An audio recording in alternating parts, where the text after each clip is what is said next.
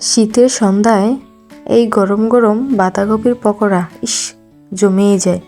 Hello everyone, আসসালামু আলাইকুম। সবাই কেমন আছেন? আলহামদুলিল্লাহ, আমরা সবাই অনেক অনেক ভালো আছি। তো আপনাদের মাঝে আরও একটি নতুন ভিডিও নিয়ে আমি হাজির হয়ে গেছি ফাহমিদা লাইফস্টাইল থেকে।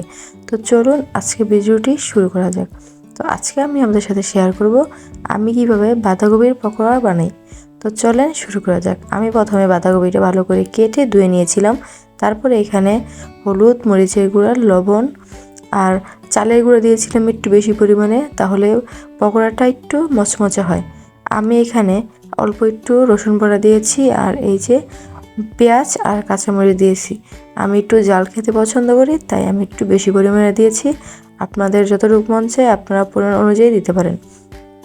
তো এখন আমি কি করব, আরেকটু পরিমাণের আটা নিব আর ভালো করে আমি এটা মেখে নেব। এমনভাবে মাখবো যেন একদম নরম হয়ে যায়। এই যে দেখতে পাচ্ছেন আমি এখানে মেখে নিয়েছি একদম নরম করে। এই যে দেখতেই কিন্তু বোঝা যাচ্ছে আমি কতটুকু নরম করে করেছি। তারপর হচ্ছে আমি এটা রেস্টে রেখে দিয়েছিলাম 10 মিনিট। এই যে 10 মিনিট পর লুকটা দেখেন কীরকম সুন্দর হয়েছে। তারপরে একটা ফ্রাই প্যানে আমি কড়াই নিয়ে নিয়েছি। কড়াইয়ের মধ্যে আমি একটু অল্প বেশি তেল দিইনি, আমি সামান্য পরিমাণ তেল দিয়েছি আর চুলাটা একদম লো হিটে আমি রেখে দিয়েছি। আর এখানে আমি পকোড়াগুলো দিয়ে দিচ্ছি।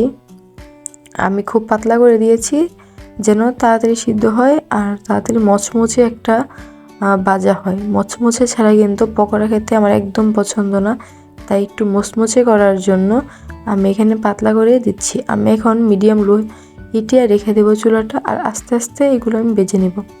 তো অবশ্যই যদি আমার ভিডিও ভালো লেগে থাকে লাইক, কমেন্ট, শেয়ার করবেন। আপনার সুন্দর কমেন্ট আমাকে সামনের দিকে এগিয়ে যাওয়ার আগ্রহ বাড়ায়।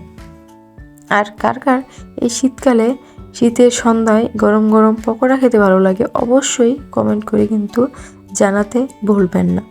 তো চলুন আবার ভিডিওতে যাওয়া যাক, দেখি হাসি কতটুকু হয়েছে আমার পকোড়া। এই যে আমার পকোড়া প্রায় এক পাশ হয়ে গিয়েছে, তাই আমি আস্তে আস্তে উল্টে দিচ্ছি। এখন কিন্তু খুব নরম থাকে, তাই আমি খুব সাবধানে এগুলো উল্টে দিচ্ছি।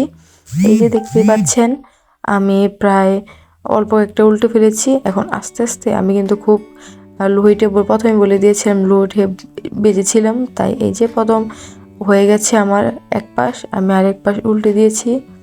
এই যে এখন আস্তে আস্তে বেজে নেব। আমি যেহেতু মচমচে বানাবো তাই আমি খুবই লো হিটে এটা বেজে নিচ্ছি। মচমচে না হলে কিন্তু পকোড়া খেতে একদম ভালো লাগে না। তো এই যে আমার পকোড়ার ফাইনাল লুক কেমন হয়েছে অবশ্যই বলে যাবেন কমেন্টে। এই যে আমি গরম গরম দোয়া ওঠা পকোড়া, সাথে হচ্ছে টমেটো সস। বলেন তো সন্ধ্যার নাস্তাটাকে জমেই যায় না এরকম যদি গরম গরম পকোড়া থাকে সাথে। আর শীতের রাত বলে কথা, গরম গরম না হলে তো চলেই না। লুকটা কেমন এসেছে অবশ্যই কমেন্টে জানিয়ে যাবেন। আর খেতে কিন্তু মাশাআল্লাহ অনেক ভালো হয়েছে। গরম গরম পকোড়া খেতে ভীষণ মজা। তো অবশ্যই আজকে এই পর্যন্তই। ভিডিওটি যদি ভালো লেগে থাকে লাইক, কমেন্ট, শেয়ার করবেন। অবশ্যই কমেন্ট করে জানাবেন কেমন হয়েছে আজকের রেসিপি। আল্লাহ হাফেজ সবাইকে। সবাই অনেক অনেক বেশি ভালো থাকবেন।